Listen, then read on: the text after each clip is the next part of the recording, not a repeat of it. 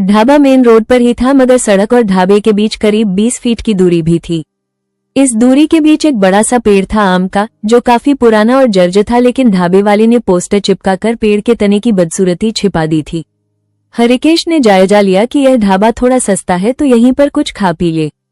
चूंकि धूप काफी तेज थी, सो उसने सोचा कुछ खा पीकर सुस्ता लिया जाए और फिर खरीदारी की जाए।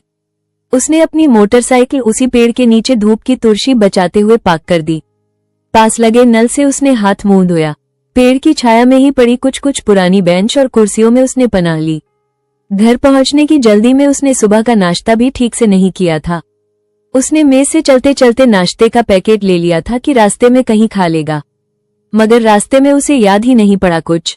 मोटरसाइकिल रोकी तो उसने देखा कि नाश्ते वाला पैकेट वैसे ही बंद पड़ा है। उसके होठों पर मुस्कुराहट खेल गई। वो बुदबुदाया, घर पहुंचने की जल्दी में मुझे भूख प्यास का कुछ होश ही नहीं रहा। गजब ही है, उसने सोचा, ये बचा हुआ नाश्ता भी कर लेता हूँ और इसी के साथ कुछ खाने पीने का ऑर्डर कर लेता हूँ। नाश्ते के पैकेट का भी सदुपयोग हो जाएगा और फुल प्लेट खाने के पैसे भी नहीं लगेंगे। हाफ प्लेट के ऑर्डर से ही काम चल जाएगा। दीवार पर खाने पीने का रेट कार्ड उसने देखना शुरू किया। उसने पाया कि ढाबा तो ये सड़क किनारे वाला है, मगर रेट इसके रेस्टोरेंट वाले हैं।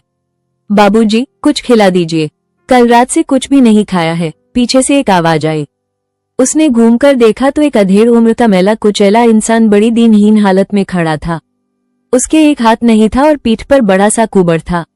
वो कुछ सोच बोल पाता तब तक ढाबे के मालिक ने उसके पास आकर कहा, क्या खाएंगे बाबूजी? उसने दीवार पर लिखे रेट कार्ड का जायजा लिया, फिर कुछ सोचकर बोला, एक थाली ले आइए। ढाबे वाले ने भिखारी की तरफ देखा, उसे गंदी सी कोई गाली दी, जिससे सहम कर भिखारी पेड़ के नीचे छिप गया। ढाबे वाला चला तो गया, मगर वो भिखारी पेड़ के नीचे बैठ गया। थोड़ी देर में गर्मागर्म थाल में स्वादिष्ट भोजन हरिकेश के सामने था। उसने थाल के साथ नाश्ते का पैकेट भी खोल लिया। अचानक उसने सामने देखा तो पेड़ के पीछे से दो जोड़ी सहमी आंखें कातर एवं उम्मीद भरी नजरों से उसे देख रही थीं। उसने कुछ सोचा और खाने को देखकर अंदाज लगाया कि उसका पेट तो थाली से ही भर जाएगा, तो नाश्ते का पैकेट अतिरिक्त ही बचा रहेगा। कुछ सोच विचार कर उसने पेड़ के पीछे से देख रहे भिखारी को इशारे से बुलाया। वह आदमी दौड़ता हुआ आया। उसकी आंखें उम्मीद से चमक रही थीं। हरिकेश ने उसे नाश्ते वाला पैकेट दे दिया। तब तक ढाबे वाले ने पीछे से भिखारी को गंदी सी गाली दी। हरिकेश ने पलटकर देखा तो ढाबे वाले ने काउंटर पर बैठे ही कहा, इन सबको यहाँ मुंह न लगाइए साहब, कोई बात बिगड़ गई तो मैं जिम्मेदार नहीं होऊंगा। खामखा मेरे ढाबे पर तमाशा खड़ा हो जाएगा, बाद में मुझे मत कुछ कहिएगा। हरिकेश को ढाबे वाले की बात कुछ अजीब लगी। उसके दिमाग में कई ख्याल आए गए। उसने इशारे से भिखारी को वहां से जाने को कहा। भिखारी तुरंत नाश्ते वाला पैकेट लेकर वहां से चला गया। खाने की खुशबू और भूख की तीव्रता से हरिकेश ने अपने मन के सवालों को झटका और खाने पर टूट पड़ा। खाने के बाद उसने भुगतान किया। उसने टाइम और मौसम का जायजा लिया। धूप अभी बहुत तेज थी और उसे थकान भी लग रही थी। उसने सुस्ताने की सोची और वहीं ढाबे की चारपाई पर आराम करने लगा। शोर से उनकी तंद्रा टूटी तो उसने देखा कि 8-10 लोग मैले कुचैले कपड़ों वाले एक व्यक्ति को पकड़े हुए थे और चीख चिल्ला रहे थे। वो चौंक कर उठा और ध्यान से देखा कि जमीन पर जो व्यक्ति छटपटा रहा है वो तो वही भिखारी था जिसे उसने खाना दिया था। भीड़ बढ़ती जा रही थी और तनाव, चीखना चिल्लाना बढ़ता ही जा रहा था। ढाबे वाला हरिकेश के पास आकर बोला, साहब क्या दे दिया आपने उसे खाने में? खाना शायद खराब हो गया था। ये लोग तो कह रहे हैं कि जहर था, शायद खाने में। कहीं मरा गया तो थाना पुलिस हो जाएगा, मैं भी फंस जाऊंगा साहब। मैंने तो आपको मना भी किया था कि इन लोगों से दूर रहो, पर आप नहीं माने। बहुत बुरी तरह से फंस गए आप। किसी तरह से सेटल कीजिए साहब, नहीं तो अनर्थ हो जाएगा। हरिकेश हैरान, परेशान और चिंतित हो उठा। उसे कुछ समझ में नहीं आ रहा था कि क्या करे। उसके दिमाग में घर, परिवार, अबोध बच्चा, पत्नी, अम्मा, बाबूजी, छोटी बहन, जेल, पुलिस, कोर्ट जैसे कई विचार आए गए। ढाबे वाले से कातर स्वर में कहा, हाँ भाई, तुम्हारी बात न मानकर मैंने गलती की, पर अब तो मैं फंस गया हूँ। किसी तरह उबारिए मुझको, मैं फैमिली वाला आदमी हूँ। इन सब में पड़ गया तो मेरा परिवार तबाह हो जाएगा। किसी तरह उबारो आप मुझे इस सब से। देखता हूँ साहब क्या हो सकता है मुझसे। कहीं कुछ ऊंच नीच हो गई उस आदमी के साथ तो आपकी वजह से कहीं मैं भी न फंस जाऊं। आप अंदर जाकर बैठिए, मुझे तो डर है कहीं इन भिखारियों का झुंड आप पर हमला न कर दे। पहले से डरा हुआ हरिकेश ये सुनकर और भी डर गया। वो काउंटर के पीछे जाकर फ्रिज और अन्य सामग्री के बीच छिपकर इस प्रकार बैठ गया कि भिखारियों का झुंड उसे देख न सके। उससे बात करके ढाबे वाला भिखारियों के पास चला गया। उसके पीछे हरिकेश अपने साथ होने वाली अनिष्ट एवं अनहोनी को सोचकर डरता रहा। काफी देर तक चीखने चिल्लाने रोने धोने की आवाजें आती रहीं। हरिकेश इस दरमियान अपने देवता पितर को सुमिरता रहा। ढाबे वाला जब लौटा तो उसने परेशान स्वर में कहा, साहब ये लोग किसी भी तरह मान नहीं रहे हैं। मैंने हर जतन करके देख लिया, दवा कराने को भी कहा पर नहीं माने। इन लोगों की भी यूनियन होती है, कुछ लोग उन्हें बुलाने गए हैं। थोड़ी देर में और भी इनके लोग आ जाएंगे। थाना पुलिस तो होगा ही मगर उससे पहले मारपीट भी हो सकती है। मैंने इस सबसे बचने की बात की तो 20,000 रुपये मांगे हैं। अब आप ही बताएं साहब क्या किया जाए। आपसे तो सिर्फ इतने पैसे ही मांगे हैं। मेरा तो न जाने क्या हो, अभी ढाबा बंद करवाने की भी धमकी दे रहे हैं। मेरा तो जो होगा सो होगा पर आपको पहले बचाऊंगा। आप किसी तरह से ये मामला 10-15 हजार के बीच सेटल करके यहाँ से बच के निकलो। हरिकेश को कुछ सूझ ही नहीं रहा था कि क्या करे। उसने घर परिवार के बारे में सोचा, फिर अचानक अपनी सोच को झटकते हुए उसने निर्णय किया। उसने अपनी सभी जेबों को जमा तलाशी लेने के बाद सारे पैसे गिने। कुल 8,870 रुपये निकले। उसने ढाबे वाले को सारे पैसे देते हुए कहा, अब एक फूटी कौड़ी नहीं है मेरे पास, चाहे मेरे बच्चों की कसम ले लो मुझसे। यही सब कुछ था। ढाबे वाले ने उससे सारे पैसे ले लिए और धीरे से बोला, साहब वैसे तो ये पैसे पूरे नहीं हैं, लेकिन जब आप अपने बच्चे की कसम खा रहे हैं, देखता हूँ साहब क्या हो सकता है मुझसे। कहीं कुछ ऊंच नीच हो गई उस आदमी के साथ तो आपकी वजह से कहीं मैं भी न फंस जाऊं। आप अंदर जाकर बैठिए, मुझे तो डर है कहीं इन भिखारियों का झुंड आप पर हमला न कर दे। पहले से डरा हुआ हरिकेश ये सुनकर और भी डर गया। वो काउंटर के पीछे जाकर फ्रिज और अन्य सामग्री के बीच छिपकर इस प्रकार बैठ गया कि भिखारियों का झुंड उसे देख न सके। उससे बात करके ढाबे वाला भिखारियों के पास चला गया। उसके पीछे हरिकेश अपने साथ होने वाली अनिष्ट एवं अनहोनी को सोचकर डरता रहा। काफी देर तक चीखने चिल्लाने रोने धोने की आवाजें आती रहीं। हरिकेश इस दरमियान अपने देवता पितर को सुमिरता रहा। ढाबे वाला जब लौटा तो उसने परेशान स्वर में कहा, साहब ये लोग किसी भी तरह मान नहीं रहे हैं। मैंने हर जतन करके देख लिया, दवा कराने को भी कहा पर नहीं माने। इन लोगों की भी यूनियन होती है, कुछ लोग उन्हें बुलाने गए हैं। थोड़ी देर में और भी इनके लोग आ जाएंगे। थाना पुलिस तो होगा ही मगर उससे पहले मारपीट भी हो सकती है। मैंने इस सबसे बचने की बात की तो 20,000 रुपये मांगे हैं। अब आप ही बताएं साहब क्या किया जाए। आपसे तो सिर्फ इतने पैसे ही मांगे हैं। मेरा तो न जाने क्या हो, अभी ढाबा बंद करवाने की भी धमकी दे रहे हैं। मेरा तो जो होगा सो होगा पर आपको पहले बचाऊंगा।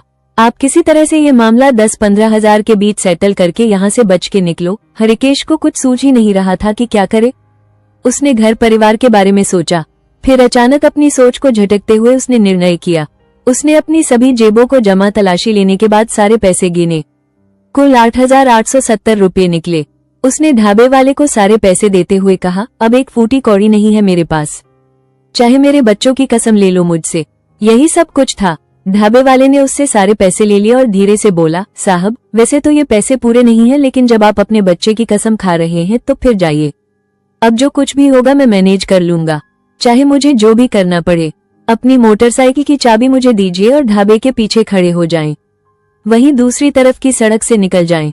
इधर बहुत बवाल है। हरिकेश ने ढाबे वालों को चाबी दी और ढाबे के पीछे चला गया। थोड़ी देर बाद ढाबे वाला मोटरसाइकिल ढाबे के पीछे ले आया। हरिकेश ने बिना कुछ कहे मोटरसाइकिल स्टार्ट की और 5-6 कदम चलने के बाद मोटरसाइकिल रोककर घूमकर ढाबे वाले को निर्विकार भाव को देखते हुए कहा, मैंने उस भिखारी को जो खाना खाने को दिया था उसमें कुछ भी गड़बड़ी नहीं थी। मुझे मेरे बच्चे की कसम है, मगर फिर भी फंस गया मैं। ये कहकर वो ढाबे वाले की बात का जवाब लिए बिना मोटरसाइकिल लेकर तेजी से आगे बढ़ गया। ढाबे वाला हरिकेश को जाते हुए तब तक देखता रहा जब तक वो नजरों से ओझल नहीं हो गया। ढाबे वाला धीरे से बुदबुदाया, मैं जानता हूँ साहब कि आपने भिखारी को जो खाना दिया था उसमें कुछ गड़बड़ नहीं था। आज आपका दिया हुआ खाना नहीं बल्कि आपका नसीब गड़बड़ था जो फंस गए। बच्चे की कसम। ये कहते हुए ढाबे वाला कुटिलता से हंसा। हरिकेश मोटरसाइकिल तेजी से चलाता हुआ अंधेरी सड़क पर आगे बढ़ता चला गया। हवा उसके चेहरे से टकरा रही थी, लेकिन उसके दिमाग में सिर्फ एक ही सवाल घूम रहा था, अगर खाने में कुछ भी गड़बड़ नहीं थी तो वो भिखारी मर कैसे गया। उसका दिल बार बार कह रहा था कि कहीं न कहीं कोई साजिश है। उधर ढाबे वाला कुछ देर तक हरिकेश को जाता हुआ देखता रहा। जब वो पूरी तरह आंखों से ओझल हो गया तो उसने धीरे से जेब में हाथ डाला और एक छोटी सी शीशी निकालकर देखने लगा। वो मुस्कुराया और बोला, बेचारा हरिकेश, आज तेरा नहीं मेरा खेल चल गया। उसने शीशी को धीरे से नाली में फेंक दिया और ढाबे के अंदर चला गया। अगली सुबह पूरे इलाके में एक ही खबर फैल चुकी थी, भिखारी को जहरीला खाना खिलाने के आरोप में हरिकेश की तलाश। कुछ लोगों ने पुलिस को बताया कि भिखारी को आखिरी बार खाना हरिकेश ने ही दिया था। अब शक की सुई सीधी उसी पर आकर रुक गई थी। हरिकेश जब घर पहुंचा तो देखा कि मोहल्ले के कुछ लोग उसके घर के बाहर खड़े आपस में बातें कर रहे थे। जैसे ही उन्होंने हरिकेश को देखा, सबकी नजरें उस पर टिक गईं। हरिकेश को समझते देर नहीं लगी कि बात बहुत आगे बढ़ चुकी है। उस रात वो सो नहीं पाया। उसे बार बार वही ढाबा, वही भिखारी और वही खाना याद आ रहा था। अचानक उसे एक बात याद आई। जब वो खाना दे रहा था तब ढाबे वाला कुछ देर के लिए अंदर गया था। कहीं उसी ने तो, ये सोचकर हरिकेश के मन में शक और गहरा हो गया। अगले दिन वो चुपचाप फिर उसी ढाबे की तरफ गया। ढाबे वाला उसे देखकर एक पल के लिए घबरा गया, लेकिन फिर सामान्य बनते हुए बोला, अरे साहब, आप फिर आ गए। हरिकेश उसकी आंखों में देखते हुए बोला, हाँ, क्योंकि सच अभी बाकी है। ढाबे वाले की मुस्कान हल्की पड़ गई। उस पल दोनों के बीच अजीब सा सन्नाटा छा गया था। हरिकेश समझ चुका था कि सच यहीं कहीं छिपा है, बस उसे सामने लाना बाकी है। और ढाबे वाले को पहली बार एहसास हुआ कि जिस खेल को उसने खत्म समझा था, असल में उसकी शुरुआत अब हुई है। ढाबे पर खड़े हरिकेश की आंखें लगातार ढाबे वाले के चेहरे को पढ़ने की कोशिश कर रही थीं। वो धीरे से बोला, मुझे सच जानना है, उस भिखारी के साथ क्या हुआ था? ढाबे वाला हंसते हुए बोला, साहब, मैंने तो पहले ही कहा था, नसीब खराब था आपका। हरिकेश कुछ देर चुप रहा, फिर उसने जेब से अपना मोबाइल निकाला और ढाबे वाले के सामने रख दिया। मोबाइल में वीडियो चल रहा था। वीडियो में साफ दिखाई दे रहा था कि जब हरिकेश भिखारी को खाना दे रहा था, तभी ढाबे वाला पीछे से आया और खाने में कुछ मिलाकर वापस चला गया। ये देखकर ढाबे वाले के चेहरे का रंग उड़ गया। हरिकेश ने शांत आवाज में कहा, मैं उसी समय वापस आया था और यह सब रिकॉर्ड कर लिया था। इतने में पीछे से पुलिस की जीप आकर रुकी। 2 पुलिस वाले उतरकर सीधे ढाबे वाले की तरफ बढ़े।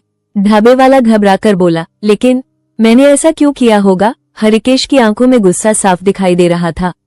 वो बोला, क्योंकि उस जमीन पर ढाबा बनाना चाहते थे तुम, जहां वो भिखारी सालों से बैठता था। ढाबे वाला अब पूरी तरह टूट चुका था। पुलिस उसे पकड़कर जीप की तरफ ले जाने लगी। जाते जाते ढाबे वाला धीरे से बोला, मुझे लगा था कोई कभी सच तक नहीं पहुंचेगा। हरिकेश शांत खड़ा उसे जाते हुए देखता रहा। उसके मन में एक ही बात गूंज रही थी, कभी कभी सच देर से सामने आता है, लेकिन जब आता है तो झूठ की पूरी दुनिया गिरा देता है। कहानी अच्छी लगी तो चैनल को सब्सक्राइब जरूर करें और साथ ही एक लाइक, एक शेयर और एक कमेंट जरूर करें।